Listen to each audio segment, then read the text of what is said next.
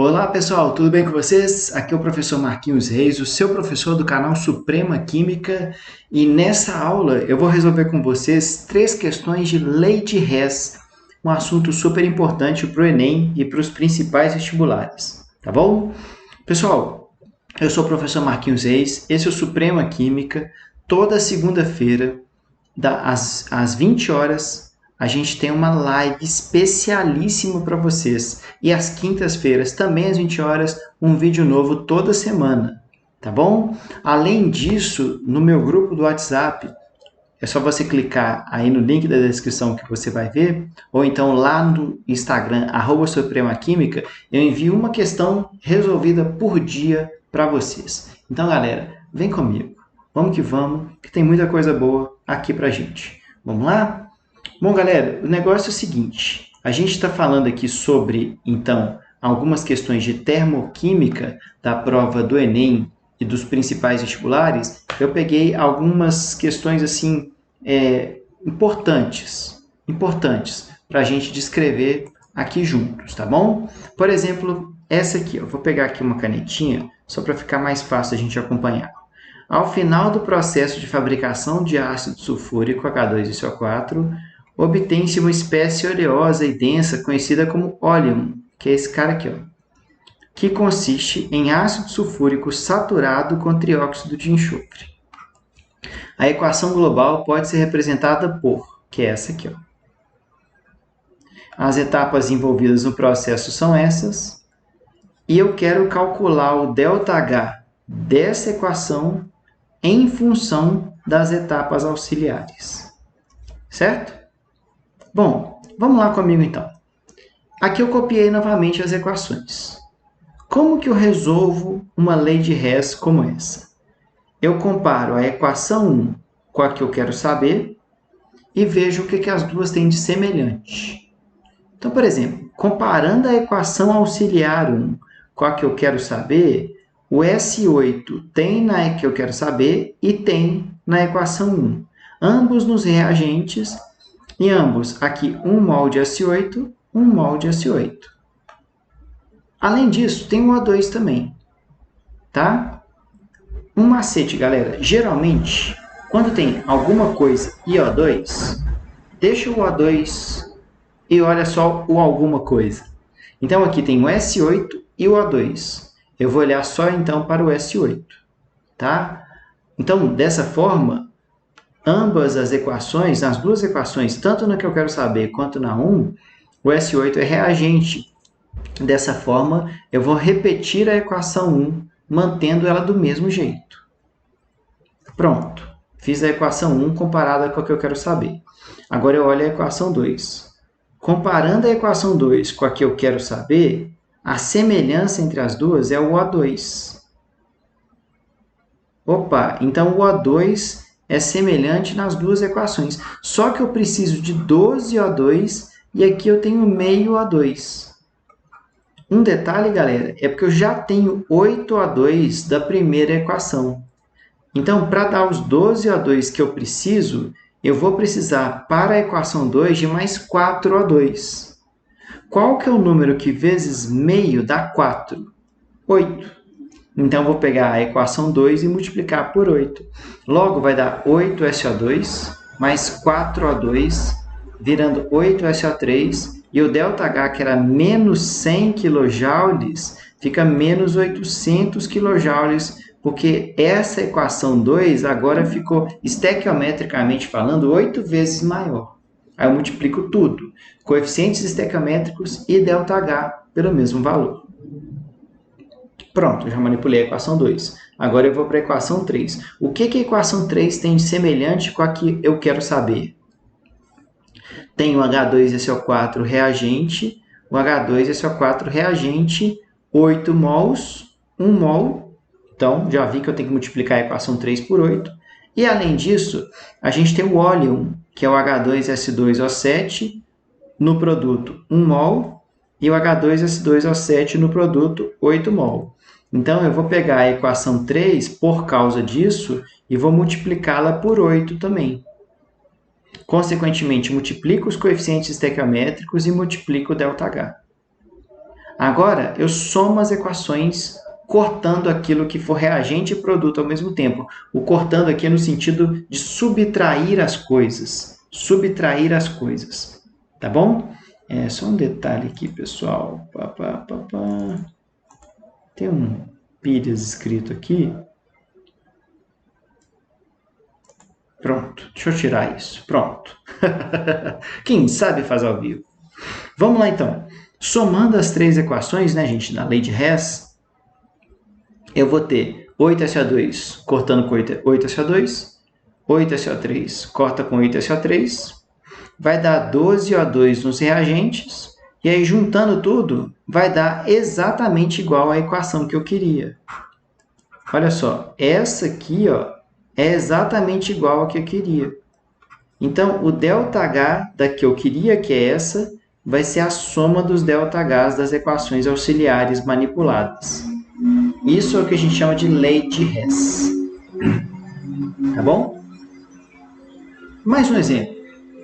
Tenho a equação, então, da obtenção do etanol. Quero o ΔH dela. Faço a lei de Hess. Comparo a primeira com a que eu quero saber. O que as duas têm de semelhante? O carbono grafite.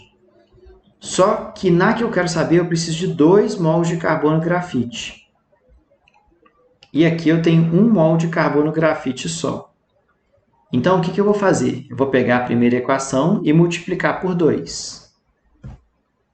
Pronto, multiplico tudo por 2, inclusive o ΔH. Os coeficientes estequiométricos e o ΔH. Agora eu vou olhar a equação 2 e comparar com a que eu quero saber. O que elas duas têm de semelhante? Bom, elas têm de semelhante o H2. Só que na que eu quero, eu tenho 3 mol de H2, eu quero 3 mol de H2, e aqui eu tenho 1 mol de H2. Ambos nos reagentes. Então, eu vou multiplicar a equação 2 por 3, obtendo 3 vezes mais. Só que tem um detalhe, como aqui é meio mol, 0,5 vezes 3, eu já escrevi assim, ó, 1,5. Multipliquei tudo por 3, os coeficientes estequiométricos e o ΔH. Comparando a terceira equação com a que eu quero saber, o que tem de semelhante é o C2H6O. Só que na que eu quero saber, o C2H6O é produto, e na que eu tenho, o C2H6O é reagente. Então, eu vou inverter a equação 3. Inverter significa tudo que é reagente eu escrevo como produto, e tudo que era produto eu escrevo como reagente. E o ΔH, que era negativo, fica positivo. Agora eu somo as equações. Tudo que for reagente e produto ao mesmo tempo, eu subtraio. Eu vou colocar um corte só para falar que um subtraiu do outro. Tá? Então, aqui vai dar 2CO2, subtraindo do outro, 3H2O. Eu vou ter nos reagentes O2, nos reagentes duas vezes, 2 mais 1,5O2. Eu vou ter 3,5O2. Menos o 3O2 que eu tenho nos produtos, vai sobrar meio O2, que é 1 sobre 2. Eu coloquei meio só para ficar mais óbvio, para vocês verem junto comigo. Então, vai ficar 2 do carbono grafite mais o meio O2 que sobrou, mais 3H2 nos reagentes, produzindo C2H6O, e o ΔH, então, vai ser a soma daqueles ΔHs ali. Lei de Hess, galera. Tá vendo que depois que a gente pega a manha, o mecanismo é o mesmo? Quer ver mais um exemplo? Essa questão é clássica, tá, gente? Já vou dizendo para vocês. A resposta dela é letra B de bola. O besouro bombardeiro espanta seus predadores expelindo uma solução quente. Quando ameaçado, deixa eu só pegar uma canetinha aqui de outra cor. Em seu organismo ocorre a mistura de soluções aquosas de hidroquinona, peróxido de hidrogênio e enzimas, que são os catalisadores, que promovem uma reação exotérmica representada por... Se a reação é exotérmica, gente, não pode ser a letra C e não pode ser a letra D e nem a E.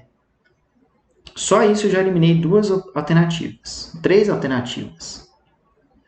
O calor envolvido nesse processo aqui, ó, a energia liberada, pode ser calculada a partir de equações auxiliares. Lei de Hess. Como que eu resolvo? Eu fiz assim, ó. Ó, gente, desculpa. Deixa eu fazer o seguinte aqui, ó. Essa aqui, ó, apareceu sem querer. Apareceu sem querer. Então, vamos lá. Daqui a pouco eu volto a mostrar aqui. Tem essa equação e as três auxiliares. Comparando a primeira com a que eu quero saber, o que tem de semelhante nas duas? Tem a hidroquinona nos reagentes e também tem o C6H4O2 nos produtos das duas.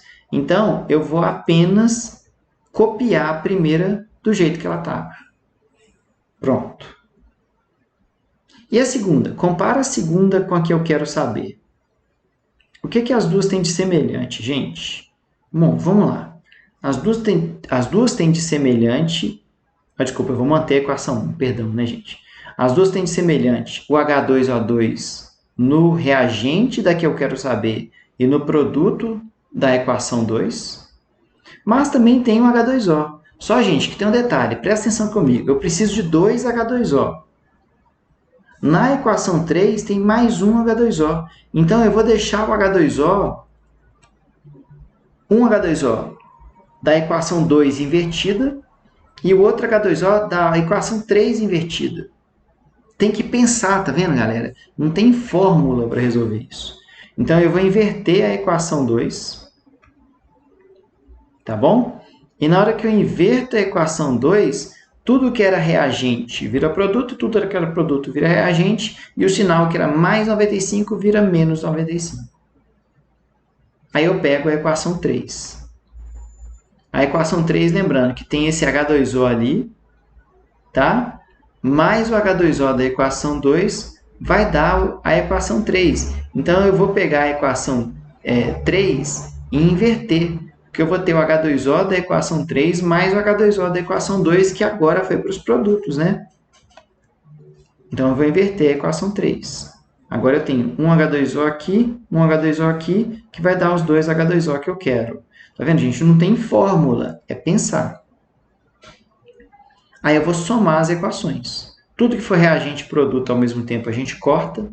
Então, eu vou cortar o H2O, no sentido de subtrair, né? Eu vou cortar o meio de O2, tá bom? E eu vou ter a equação somada, que é exatamente a que eu queria.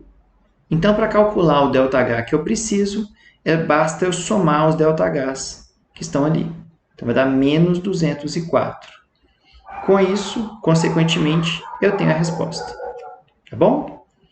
Galera, essas são 3 equações que eu calculei o ΔH usando equações auxiliares. É o que a gente chama de lei de Hess. Beleza? Pessoal, eu sou o professor Marquinhos Reis. Esse é o Suprema Química. Curta, compartilhe com quem vocês sabem que tem interesse nesse assunto. Comenta aqui embaixo para eu entender o que vocês acharam dessas resoluções. Tá bom? Gente, muito obrigado pelo carinho, pela atenção. A gente se vê no próximo vídeo. Valeu!